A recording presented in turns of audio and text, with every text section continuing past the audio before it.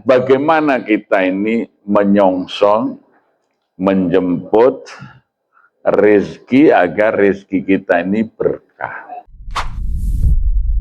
Assalamualaikum warahmatullahi wabarakatuh.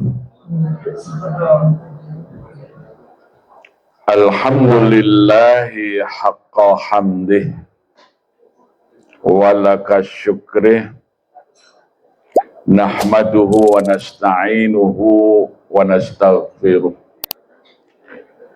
wa na'udzu billahi min syururi anfusina wa min sayyiati a'malina may yahdihillahu fala mudilla lahu wa may yudlil fala hadiyalah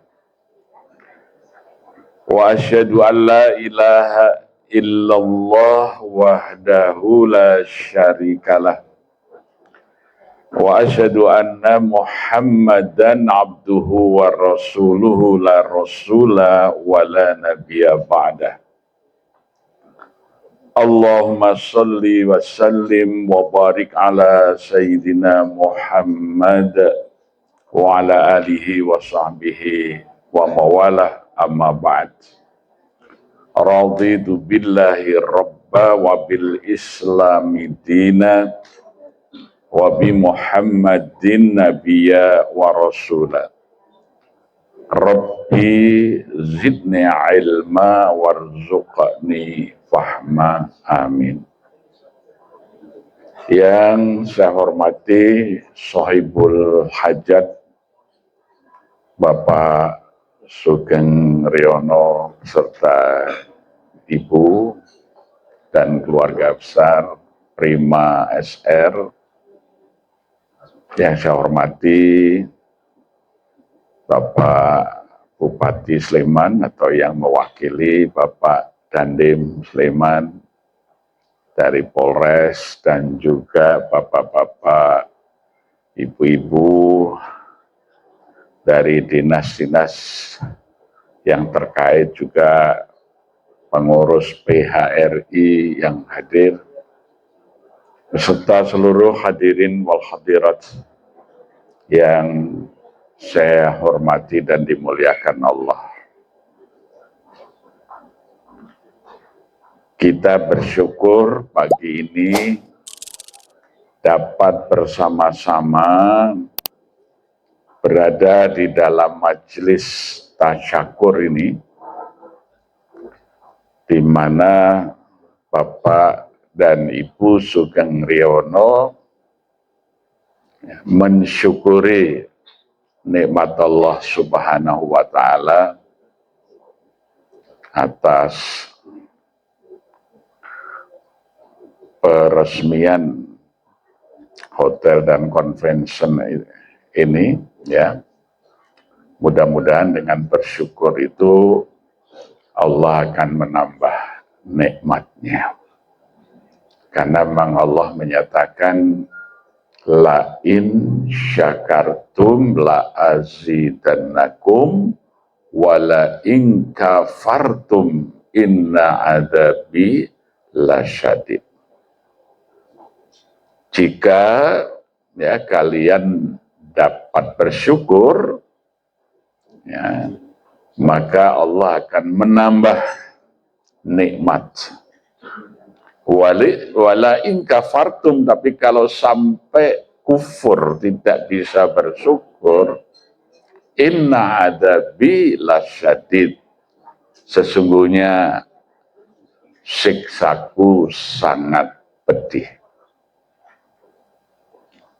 Jadi kalau kita bisa bersyukur, Allah akan menambah nikmat. Nah, bersyukur itu rukunnya ada 4.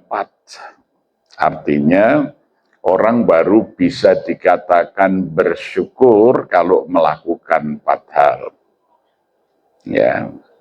Yang pertama adalah mengakui bahwa nikmat yang dirasakan itu adalah pemberian Allah Subhanahu wa Ta'ala.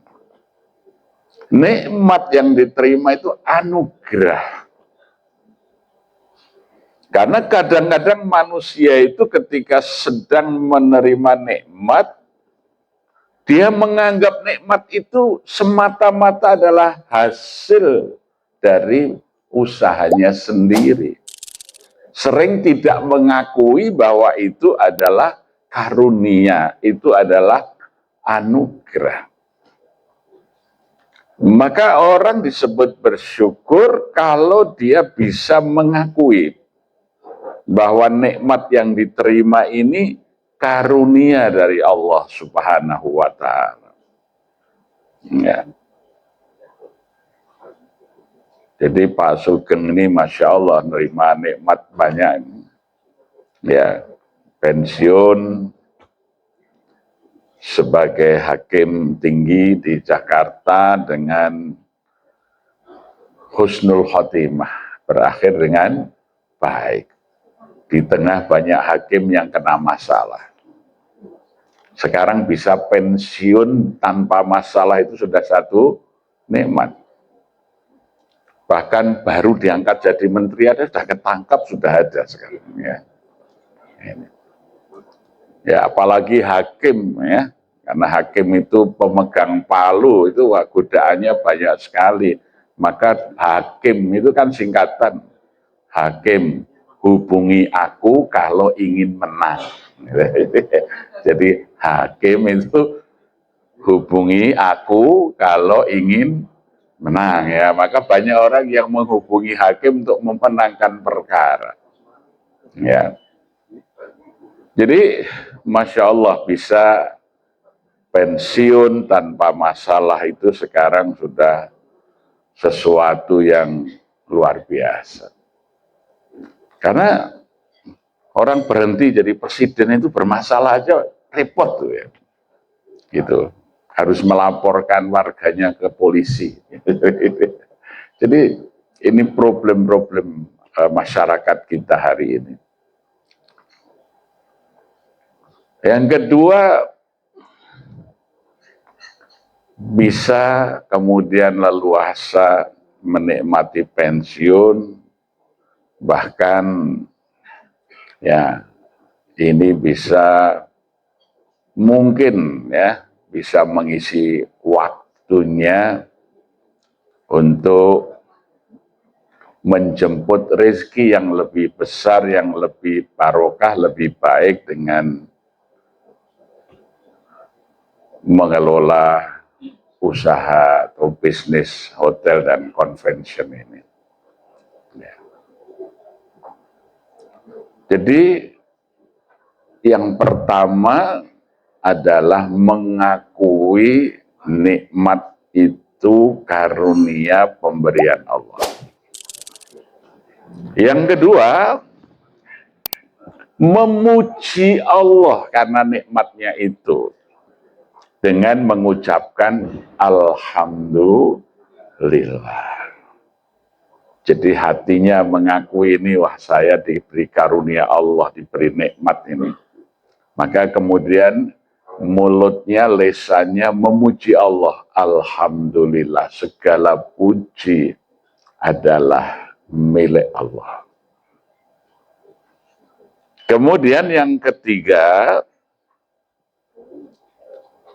adalah memanfaatkan nikmat itu pada wadifahnya. Maksudnya nikmat itu dipergunakan sesuai dengan kehendak Allah.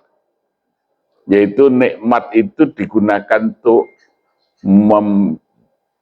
memperbanyak kebaikan, memperbanyak amal soleh. Ya, maka nanti akan banyak sekali tambahan-tambahan nikmat akan diberikan. Nah, yang keempat seperti majlis ini namanya tahadus nikmat. Jadi menyampaikan, mengungkapkan nikmat itu kepada orang lain, berbagi kebahagiaan. Fa'amma binikmati rabbika fahadis. Allah merintahkan dalam surat Duha itu, dan apa saja dari nikmat yang diberikan Allah, fahadis, hendaknya kamu bicarakan kepada orang lain. Jadi jangan kalau punya nikmat, menerima nikmat itu diam saja. Kalau menerima nikmat itu ya dengan mengungkapkan kepada yang lain. Ya, salah satu bentuknya adalah tasyakur, mengungkapkan kesyukurannya, ya, mengundang ya jamuan, mengundang untuk menghabarkan bahwa alhamdulillah saya mendapat nikmat ini. Nah, itu diperintahkan ya oleh Allah. Fa amma binikmati rabbika fahadis. Karena biasanya orang itu kalau menerima nikmat diam saja, kalau punya masalah baru ngejak ngomong orang. Ya. Jadi kalau lagi ada masalah sambat ke sana, sambat ke sini, tapi ketika dapat nikmat gelenggem, diam saja, ya.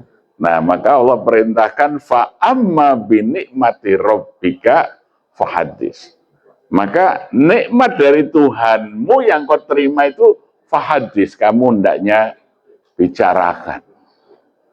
Supaya kita ingat, orang-orang yang kita ajak bicara itu juga mengingat ada kewajiban untuk syukrul nikmat. Nah, kalau 4 hal ini sudah dilakukan, itu namanya bersyukur. Ya, jadi sudah memenuhi rukunnya syukur. Mengakui ini nikmat ini dari Allah, ya, memuji Allah, memanfaatkan untuk kebaikan, dan membicarakan nikmat itu, ya, supaya selalu bisa ingat akan kenikmatan. Bapak Ibu sekalian, tadi oleh MC acara pertama ini disebut tausiah. Tausiah itu kalau di dalam Al-Quran, itu ada dalam surat Yasin, itu artinya pesan singkat. Bahasanya sekarang SMS. Maka nggak boleh panjang-panjang kalau tausiah. Ya. Kalau panjang itu namanya ya mau'idatul hasanah, pelajaran yang baik, ya. Nah, kalau pesan-pesan itu disebut taujih gitu. Tapi kalau tausiah itu pesan singkat. Ya. Jadi pesan singkat pada acara ini di samping syukur adalah bagaimana sebetulnya kita itu menyongsong rezeki yang barokah. Ya. Karena rezeki itu tidak dicari, tapi dijemput. Karena rezeki itu datang kepada kita. Ya. Rezeki itu pasti akan sampai kepada yang telah ditentukan. Tidak akan pernah salah alamat. Ya. Tetapi kita perlu menjemput rezeki itu agar rezeki itu barokah. Apa sebetulnya yang disebut dengan barokah itu? Barokah itu adalah ziyadatul khair, bertambahnya kebaikan. Jadi maksudnya kalau rezeki kita ini berkah, rezeki itu kebaikan dari Allah, ya, itu maka akan bertambah di tangan kita, memberi kebaikan yang lebih banyak. Jadi misalnya kalau kita mendapat ya rezeki berupa uang, maka kemudian uang di tangan kita itu kalau berkah, itu akan bertambah manfaatnya untuk kebaikan. Kalau kita belanjakan, misalnya untuk keluarga-keluarganya itu menjadi keluarga yang sakinah, mawaddah, warahmah. Bertambah penghasilannya, bertambah bahagia. Ya, karena tidak sedikit orang itu yang bertambah penghasilannya, tapi justru bertambah masalahnya, tidak menjadi lebih baik. Ya, contohnya aja, angka perceraian itu paling tinggi di seluruh Indonesia itu, ya, adalah perceraian PNS guru justru sesudah ada sertifikasi. Jadi ketika penghasilannya meningkat, malah banyak yang bercerai. Ya, bayangkan di Indonesia itu menurut data dari BP4 Pusat, 1 tahun itu rata-rata 2 juta pasang menikah 1 tahun. Yang bercerai sudah mencapai 578.000.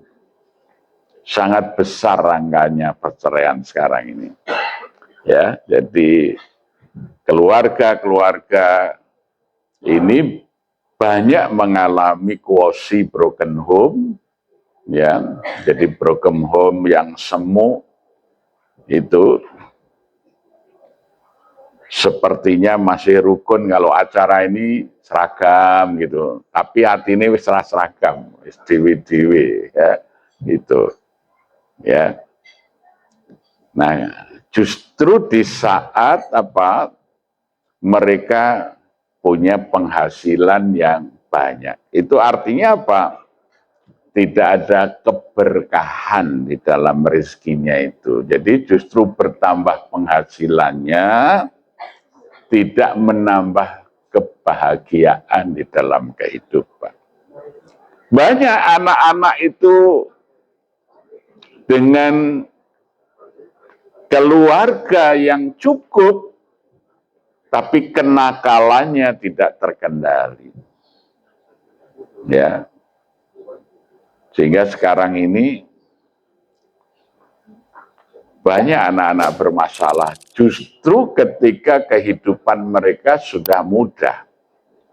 Ya, kalau dulu hidup susah itu, anak-anak itu hormat, bakti, ya, dengan orang tua, tapi justru dengan fasilitas yang banyak, itu banyak sekali terjadi kenakalan-kenakalan anak maupun remaja.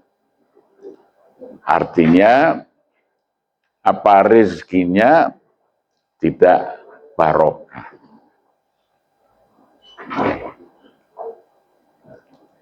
Maka bagaimana kita ini menyongsong, menjemput rezeki agar rezeki kita ini berkah. Allah di dalam surah At-Tolak ayat yang ke-6 itu menyatakan, wa may yattaqillaha yaj'al lahu makhraja wa yarzuqhu min haitsu la yahtasib wa may yatawakkal 'ala Allah fahuwa hasbuh.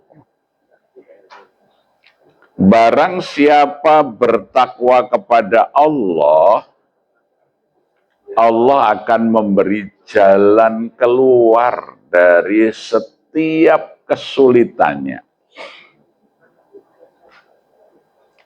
Dan barang siapa bertakwa kepada Allah, Allah akan memberi rezeki yang tidak pernah disangka dari mana datangnya. Dan barang siapa mau berserah diri kepada Allah, Allah akan mencukupi kebutuhannya. Jadi dengan takwa, Allah akan memberikan kepada mereka yang bertakwa itu 3 hal. Yang pertama, diberi jalan keluar dari setiap masalah yang dihadapi. Ya. Dan akan diberi rezeki yang tidak pernah diperhitungkan, tidak pernah disangka dari mana datangnya. Jadi kepada orang yang bertakwa itu, kalau Allah memberi itu akan memberi surprise. Ya, jadi kalau rezeki pada orang yang biasa, itu bisa diperhitungkan lah. Wah, kira-kira saya nanti dapat gaji, dapat penghasilan dari usaha ini sebulan sekian. Ketika menerima itu biasa saja. Tetapi kalau orang itu bertakwa, Allah itu selalu memberi kejutan. Rezeki itu arahnya tidak disangka, datang. Ya, ini pernah ada guru dan murid ulama besar berdebat, yaitu Imam Malik itu seorang ulama besar yang sudah sebut dengan muridnya namanya Imam Syafi'i. Ya. Imam Syafi'i mengatakan rezeki itu harus dicari, jadi saya ya harus bekerja untuk mendapatkan rezeki. Karena Allah perintahkan ya supaya ya manusia itu merubah ya keadaannya dengan usahanya. Nah, gurunya yang sepuh ini mengatakan, kalau kamu mau bertakwa, apa saja yang diperintahkan Allah kamu lakukan, ya, wa may yattaqillaha yaj'al lahu makhraja wa yarzuqhu min haitsu la yahtasib. Nanti rezekinya itu akan diberikan oleh Allah. Nah, akhirnya muridnya itu minta izin keluar dari pesantren, dia mencari pekerjaan. Kebetulan ada kebun anggur yang sedang panen. Imam Syafi'i ini melamar jadi tukang petik anggur. Karena pekerjaannya bagus, maka dia diberi anggur dan diberi upah. Dipilihkan hadiah oleh pemilik kebun itu anggur yang paling enak. Karena dia kerjanya bagus. Dengan penuh kepercayaan diri, Imam Syafi'i menghadap gurunya ingin membuktikan bahwa pendapatnya itu benar. Kalau ingin dapat rezeki ya harus bekerja keras. Ya. Datang menghadap gurunya, guru, ini apa yang saya sampaikan, terbukti saya keluar dari pondok, mencari pekerjaan, kebetulan ada kebun yang membutuhkan tenaga tukang petik, saya bekerja dengan baik, ini diberi upah, ini diberi hadiah anggur yang paling enak. Oleh karena itu, saya persembahkan kepada guru. Nah, gurunya itu sudah sepuh, terkekeh-kekeh, ketawa sambil mengambil anggur dan makan. Ya, kamu dapat anggur dan uang kan harus pakai kerja keras.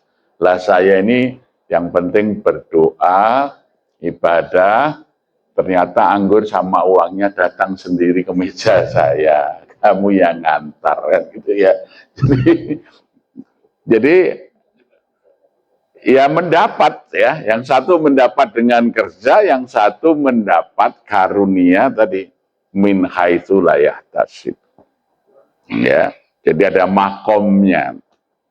Jadi kalau orang bertakwa kepada Allah, ya Allah itu akan selalu memberi rezeki dari arah yang tidak pernah disangka datangnya. Ya, ini. Karena Allah itu Ar-Razzaq, Allah itu pemberi rezeki. Ya, maka orang yang membutuhkan rezeki dan dia melaksanakan ketakwaan, Allah itu akan memberinya dari apa yang tidak pernah diperhitungkan dari mana datangnya. Nah, ini rezeki karena ketakwaan. Ya. Kadang-kadang rezeki itu justru datangnya tidak dari tempat yang di mana kita mencari. Contoh ketika Hajar, ya, istri Nabi Ibrahim itu ditinggal oleh Nabi Ibrahim kembali ke Palestina. Hajar bersama anaknya tinggal di Makkah, kehabisan air karena ghoribah itu. Ghoribah itu tempat menampung air dari kulit kurma itu, kulit onta ya, kantong air itu. Ya, bisa dibuat dari kulit onta atau dari tanah. Ghoribah bahasa Arabnya. Di Indonesia menjadi gerabah, itu dari bahasa Arab ghoribah ya, tempat air gitu. Ya. Maka ketika cadangan air di ghoribahnya habis, lupa Siti Hajar ini bertanya di mana kemarin Ibrahim mencari air. Maka Siti Hajar melihat ke kanan, ke kiri, ternyata dilihat di atas gunung, ya, di atas bukit Sofa itu seperti ada air melimpah. Dia berlari naik ke situ. Ternyata bukan air, hanya fata morgana. Dilihat, oh di bukit sebelahnya yang ada air, di Bukit Marwah. Lari lagi ke situ, ternyata juga hanya fata morgana. Bolak-balik sampai 7 kali. Dia ingat, wah jangan-jangan anakku sudah kehausan. Tinggal di khemahnya, tinggal di tendanya, dia segera mendatangi anaknya, ternyata di kaki Ismail itu basah. Ya, justru pasirnya basah. Disingkap ini, makin banyak airnya. Ya, wah sudah nggak sabar lagi. Sampai dia mengatakan, Zam-zam, kumpul-kumpul gitu ya, airnya dikumpulin gitu, diciduk, diminum. Nah, maka itu nanti menjadi mata air Zam-zam yang tidak pernah putus. Artinya larinya ke Sofa, ke Marwah, ternyata airnya ada di kaki anaknya yang ditinggal itu. Ya, jadi rezeki Allah itu tidak selalu di tempat yang kita datangi. Jadi Allah sudah menyediakan ya kepada orang yang bertakwa itu rezeki yang min haitsu la yahtasib. Rezeki yang tidak diperhitungkan dari mana itu datangnya. Ya, sehingga ini kegembiraannya itu melampaui daripada kalau menerima rezeki yang sudah diperhitungkan. Ya. Nah, syaratnya apa? Bertakwa kepada Allah.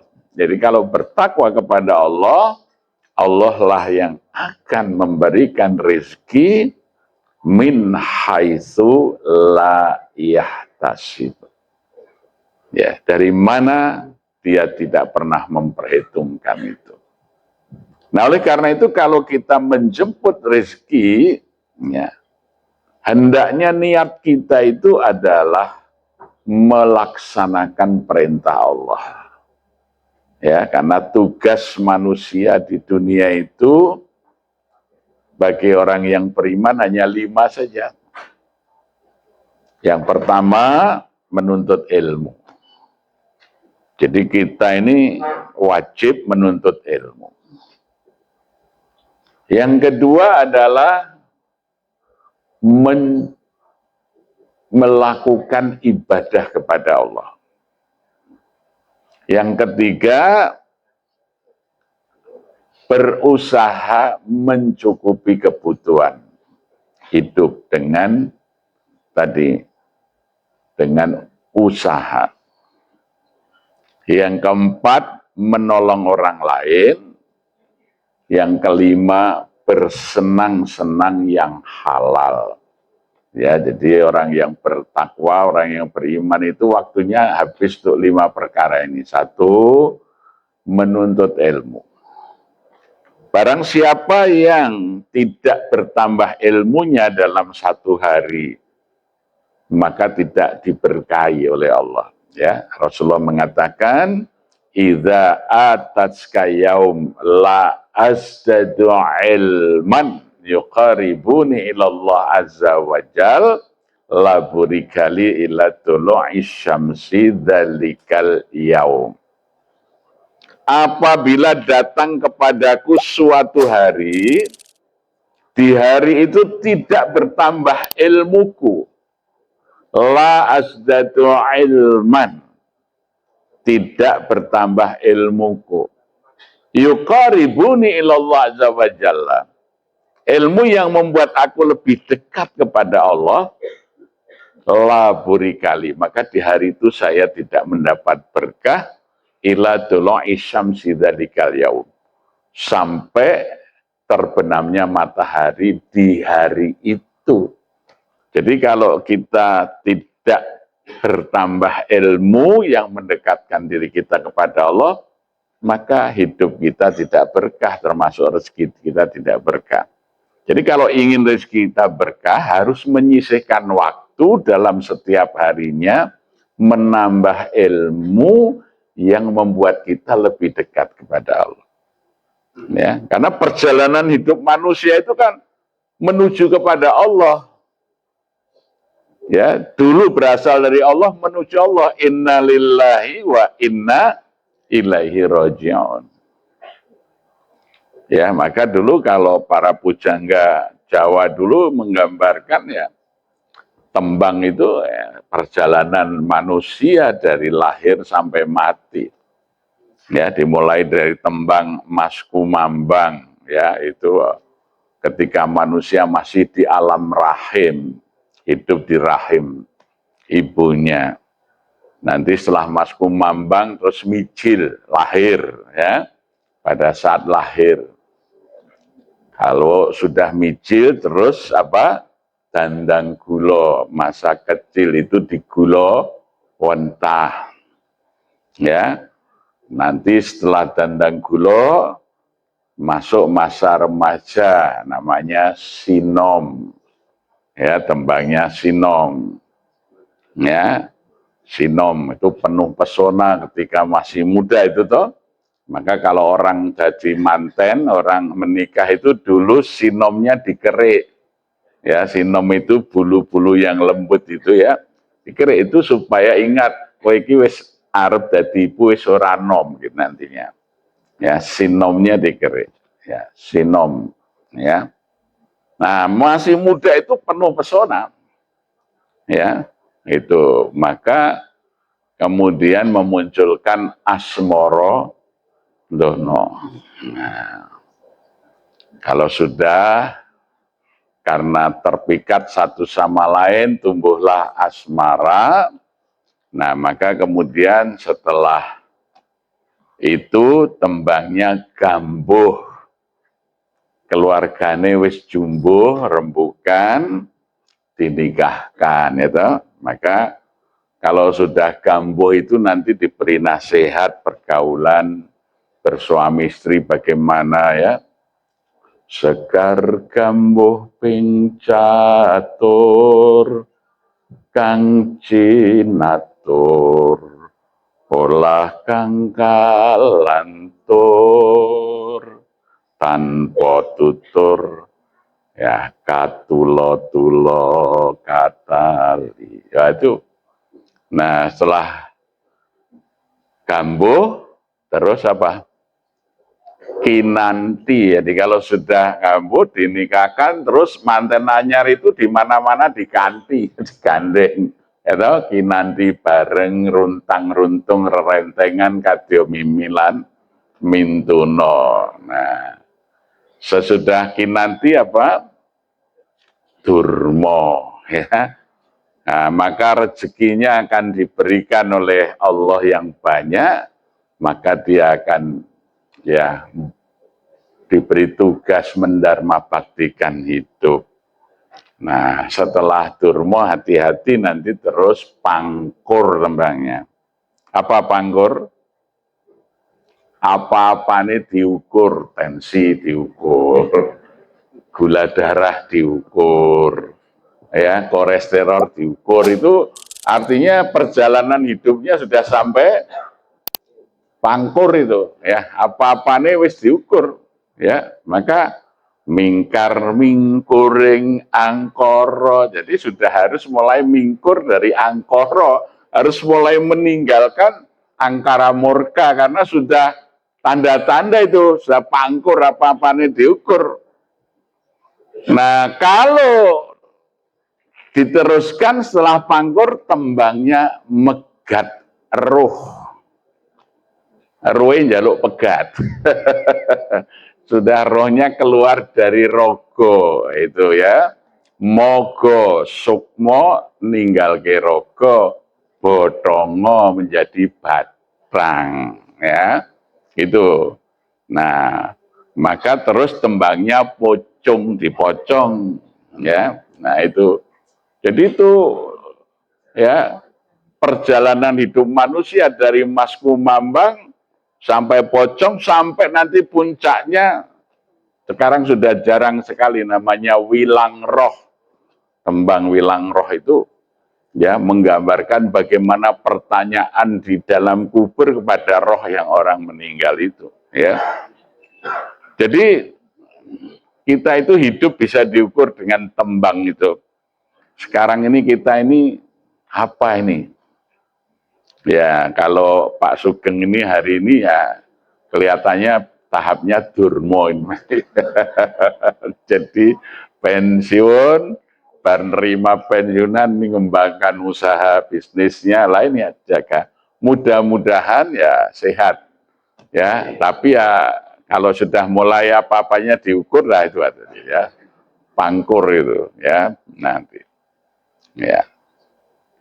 Jadi perjalanan hidup manusia itu kepada Allah itu. Maka ilmu yang mendekatkan diri kepada Allah itu harus tambah tiap hari supaya kita tidak salah jalan, ya. Itu.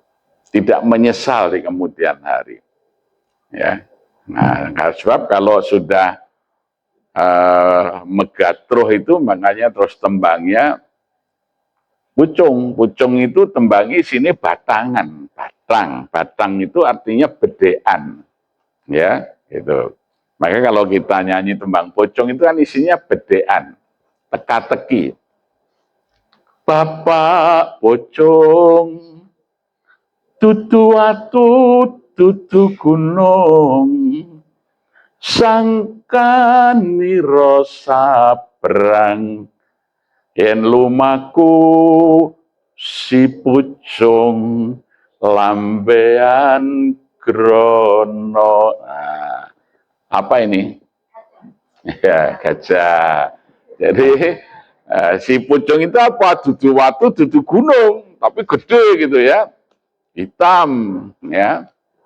Ya, dudu watu, dudu gunung. Sangkaniro sabrang, asalnya dari negeri seberang, dari Sumatera. Di Jawa itu tidak ada gajah ya. Nah, kalau jalan pakai gerono, gerono itu hidung itu karena pakai telalih. Ya, Bapak demang mang kelambi abang yen disuduk mantruk mantruk batangane opo itu kan dulu dia. Apa itu? Ya ngembang gedang itu jantung. Nah, itu makanya kalau ada orang meninggal itu di Badang, ya, maka ada namanya mahasinul janazah. Jadi Mbah Kaum mengatakan para rawuh sami, para muazin muaziat, para asung pambilo sungkawa nyuwun paseksen panjenengan jenazah menika sae menapa sae gitu ya. Nah, itu namanya di Batang gitu ya. Nah, arep sae napa awon napa dingu nek muni awon. Nah, ya. Jadi perjalanan hidup manusia itu ya tadi Wah, kalau lagi sinom masih muda itu ya Masya Allah itu ya. Masa remaja, masa yang indah itu ya. Itu. Jadi mulai sinom itu ditandai dengan apa? Munculnya sinom ya. Jadi rambut-rambut lembut ya, mulai tumbuh. Nah, itu berarti mulai masa remaja. Ya, ini harus hati-hati orang tua ngomongnya itu. Makanya kalau dulu itu anak itu bagian dari kehidupan publik. Maka dulu kalau laki-laki khitan, perempuan itu tetesan. Nah, tetesan itu tanda bahwa anak perempuan ini sudah haid. Supaya apa? Tonggo kiwa tengen ki melu ngawasi anak wedokku ki wis haid loh, ini berbahaya nek ora dikawal ya. Jadi dulu itu kan kehidupan kita ini guyub. Wilayah misalnya orang hamil saja menjadi tanggung jawab publik, bukan tanggung jawab keluarga. Jadi maka ada mitoni ya, supaya memberitahu bahwa istrinya ini sudah hamil 7 bulan, sewaktu-waktu bisa melahirkan, maka tetangga supaya siap membantu ya kalau dia memerlukan pertolongan. Ya, maka kemudian ada tingkepan. Tingkep itu bukan ngati-hati ngekep ya.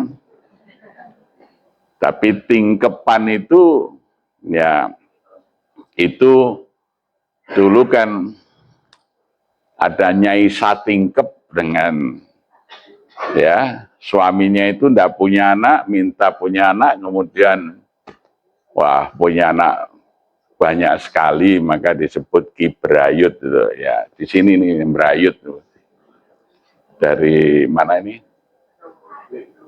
Ke arah sana ya, ke arah Monjali sana ya. Nah, Nyai Satingkep itu nanti. Nah, itu nanti menggambarkan bagaimana kehamilan 7 bulan itu supaya masyarakat tetangga kiri kanannya tahu bahwa sewaktu-waktu dia memerlukan pertolongan diantar ke dukun bayi ya, karena zaman dulu belum ada bidan kan gitu. Ya, nanti kalau lahiran selapan itu ada jagongan. Nah, kalau sewaktu-waktu bayi butuh pertolongan, ya ibunya masih lemah, maka tetangganya kalau malam berjagongan di rumah yang masih punya bayi. Sekarang kan sudah bisa dirawat sendiri, jadi sekarang sudah menjadi pribadi ya. Nah, jadi dulu kehidupan orang Jawa itu sangat kolektif. Buat rumah saja dulu sambatan ya. Jadi ngunggah kempia apa itu ya, kampung nyambut gawe bareng. Ya, makanya kita sekarang ini sedang mengalami krisis. Ya, makanya tadi supaya rezeki kita ini juga kemudian berkah, sebagian rezeki itu harus ada yang diberikan atau disediakan untuk orang lain. Ya. Filosofinya orang Jawa itu site eding. Maka dulu kalau orang Jawa itu sugih site, itu dia akan coba tata ruangnya. Sumur kamar mandi itu dulu di halaman depan. Jadi kalau ada orang nunut raup itu cepat. Ya, sekarang ini kamar mandi sumur di dalam. Jadi orang kalau mau nunut itu susah. Maka kalau nggak ada tempat umum itu pesing jalan itu. Ya, maka mestinya Pak Bupati atau Wali Kota itu menata di jalan-jalan umum itu mestinya sekian kilometer mesti tersedia toilet umum supaya kalau ada orang memerlukan buang hajat itu ada tempatnya. Kalau dulu kan disediakan oleh orang yang punya rumah di pinggir jalan itu, ada kamar mandi, ada sumur. Meskipun sumurnya masih pakai senggot itu ya, tapi memikirkan orang lain. Orang yang kaya dia akan membangun pendopo. Pendopo itu rumah yang terbuka, tidak ada dindingnya. Jadi kalau ada orang lewat tiba-tiba hujan deras, nunut ngiyupi rasa nembung sudah bisa masuk. Apalagi sampai hujan deras tengah wengi, nah itu orang yang mau nunut ngiyup itu ada tempatnya. Jadi ketika orang bertambah nikmatnya, orang Jawa itu makin banyak berbagi. Ya, jadi pendopo. Bahkan dulu kalau paing di Jalan Jogokarian itu orang-orang mengeluarkan kendi. Karena kalau paing itu belantik-belantik sapi dari Mogiri, dari Mangunan itu dulu sapi wedus itu digiring tidak baterai ke pasar Kuncen. Ya itu kalau paing, nah, itu lewat depan jalan itu kalau haus ya orang kiri kanan itu nyiapkan untuk belantik-belantik yang bawa sapi itu minum. Jadi ada pikiran kita untuk orang lain gitu. Ya. Nah, ini berkah. Jadi kalau kehidupan yang berkah itu kehidupan yang selalu menyisihkan orang lain. Jadi oleh karena itu misalnya Pak Sugeng ini punya hotel sekian kamar. Nah, ada kamar yang diperuntukkan barangkali ada orang yang memerlukan nginep gratis ya. Pertolongan ini supaya berkah. Jadi hotelnya itu ada kamar sodako. Artinya kamar yang untuk kebaikan ya. Jadi ya musafir atau mungkin ada panitia pengajian ngundang kiai dari luar, Pak nanti kalau ada kiai dari luar biar nginep di sini aja. Nah, gitu. Jadi, nah itu ada bagian orang lain supaya keberkahannya itu ada. Jadi orang Jawa dulu selalu hidupnya itu mencari berkah, ya. Maka ada hak-hak orang lain itu dipikirkan. Kalau membuat pagar itu pagar hidup. Jadi so ditanduri cipir, ditanduri kacang gelik. Ya, jadi tonggone nek lewat mau jangan tinggal nunut metik gitu ya. Jadi, nah sekarang harus metik opo tembok gitu ya. Jadi ini apa cara-cara hidup yang penuh berkah itu ya. Itu jadi kehidupan sosial yang sangat bagus. Jadi kalau konsep ini ada dalam usaha kita, oleh karena itu Rasulullah mengatakan ini sebagai penutup ya, apalagi nanti berkait dengan hotel ini. Rasulullah itu berkata, bersabda, Innallaha ja'ala min bani Adam samanin khisolin. Arba'atun li ahlil jannah wa arba'atun li ahlin nar. Ya, sesungguhnya Allah menjadikan 8 hal. Yang 4 sebagai tanda orang yang nanti akan masuk surga. Yang 4 lain tanda orang yang akan menghuni neraka. Arba'atun li ahli jannah. Adapun 4 hal yang menjadi tanda-tanda orang yang akan masuk surga itu. Yang pertama, wajhun malihun. Wajah yang ramah. Jadi orang yang ahli surga itu sumeh, ramah, semana, semadulur ya. Jadi kalau kita ingin menjadi penduduk surga, kita harus belajar untuk ramah, ulate padang, sumeh, semana ya. Dan itu menurut ahli anatomi, orang untuk bisa membentuk senyum itu cuma perlu 11 otot. Tapi merengut itu 53 otot. Ya, jadi makanya kalau senyum itu awet muda. Ya, kalau merengut itu cepat tua, karena itu kerja keras itu ototnya. Jadi orang yang akan ahli surga itu kalau dia bisa wajhun malihun, selalu bermuka manis. Yang kedua, walisanun fasihun. Lesannya terjaga dalam kebaikan. Ya, jadi mangkana yu'minuna billah, monggo sugeng rawuh, monggo enggak monggo. Ya. Mangkana yu'minuna billahi wal yaumil akhir falyakul khairon auli yaskut.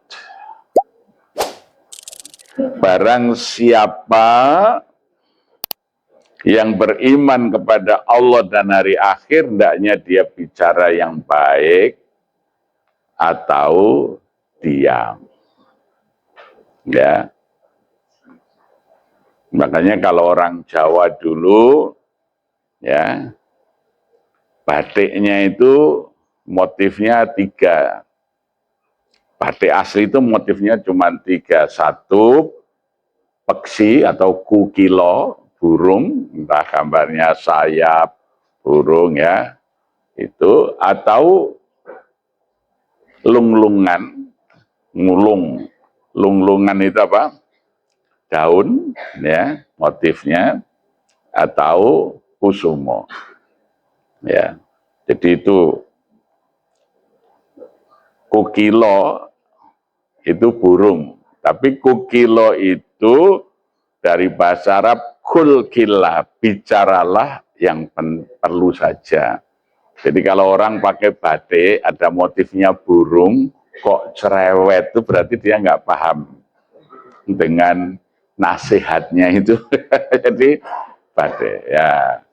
Kalau motifnya daun, nah itu mulung, artinya dia lomo, dermawan, gitu ya. Nah, jadi itu sifat-sifat yang baik digambarkan di dalam motif, ya. Itu. Jadi kita yang pertama tadi ahli surga adalah wajhun malihun, wajahnya ramah. Yang kedua ya adalah lisannya terjaga dalam kebaikan. Yang ketiga wayadun sahyun, tangannya ringan, suka menolong, suka membantu, suka memberi. Yang keempat ya wa qalbun taqiyun, hatinya mudah digerakkan dalam kebaikan. Jadi kalau orang punya 4 ini, dia akan masuk surga. Wajhun malihun, wajahnya ramah, walisanun fasihun, mulutnya terjaga dalam kebaikan, ya, sampai Sayyidina Ali itu ngasih nasihat, faqad yurja lima saifi bur'un wala bur'a lima jarohal lisan. Ya, masih ada harapan untuk sembuh jika pedang telah melukai tubuh. Kemana obat hendak dicari kalau lidah telah melukai hati, ya gitu, ya. Jadi faqad yurja lima saifi bur'un wala bur'a lima jarohal lisan. Jadi masih ada harapan untuk sembuh jika pedang melukai tubuh. Kemana obat hendak dicari kalau lidah telah melukai hati, ya. Jadi ini lisan. Kemudian yang ketiga, yadun sahyun, tangannya ringan, senang menolong, senang membantu. Yang terakhir wa qalbun taqiyun, hatinya mudah tergerak dalam kebaikan. Tadi kalau orang hotel harus begitu, ramah, ada tamu, wajahnya ramah, sambutannya, perkataan yang baik, ya tamunya kelihatan bawa koper berat, ya saya bantu, gitu ya. Jadi ini, ya, nah wayadun sakhiyun, ya, wa qalbun taqiyun, hatinya itu kalau ada kebaikan dia tertarik. Nah, sedangkan orang yang akan menghuni neraka tandanya juga 4. Wa arba'atun li ahlin nar. Apa? Wajhun ghasyun, wajahnya sangar, ya. Ini wajahnya sangar. Jadi kalau kita pasang wajah angker itu ya wajah calon penghuni neraka. Gitu ya. Yang kedua, walisanun fahisun. Nah, kalau ahli surga lisanun fasihun, lisannya terjaga dalam kebaikan. Kalau ahli neraka walisanun fahisun, lidahnya tajam. Jadi kalau bergerak lidahnya itu melukai hati. Nah, gitu ya. Wayadun bakhilun, tangannya menggenggam, tuturi hangrawui. Ya.